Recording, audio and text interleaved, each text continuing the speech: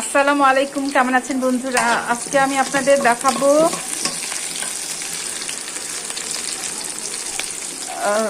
ধুন্দুল দিয়ে চিংড়ি শুটকি রান্না। এটা খেতে খুবই ভালো, মাঝে মাঝে আমরা রান্না করি। এখন পেঁয়াজ, রসুন আর কাঁচামরিচ একটু ভেজে নিলাম, তারপরে এখন দিয়ে দিলাম চিংড়ি শুটকি, দিয়ে দিলাম। দেখতে পাচ্ছেন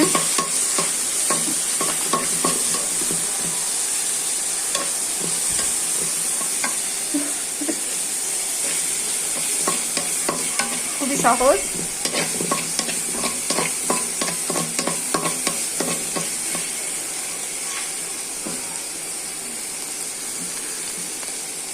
তারপরে এখন হলুদের গুঁড়া, মরিচের গুঁড়া, ধনিয়া জিরার গুঁড়া, লবণ দিয়ে দিলাম। খুবই সহজ।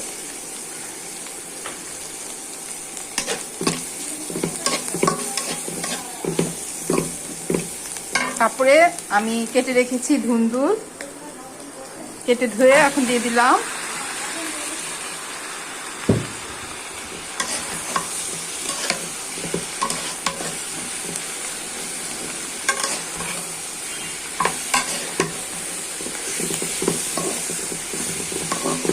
এখন পানি উঠবে, সেই পানিতেই হয়ে যাবে। চুলার আঁচ কমিয়ে ঢেকে দিব, হয়ে যাবে। কারণ ধুন্দুল তো অনেক নরম সবজি, এমনি হয়ে যাবে। দেখতে পাচ্ছেন, একটু কষিয়ে নিচ্ছি। কষানো হয়ে যাওয়ার পর পানি উঠবে।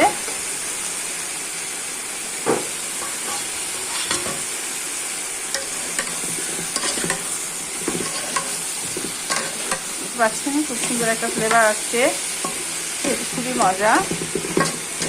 দেখতে পাচ্ছেন বন্ধুরা।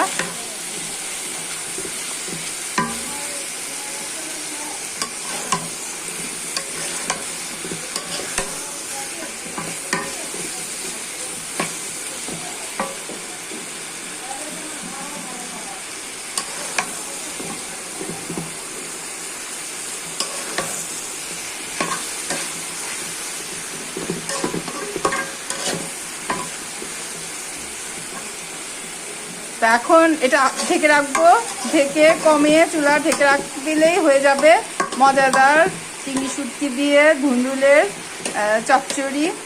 সবাইকে অনেক অনেক ধন্যবাদ। ভালো থাকেন। আসসালামু আলাইকুম ওয়া রাহমাতুল্লাহি ওয়া বারাকাতুহু।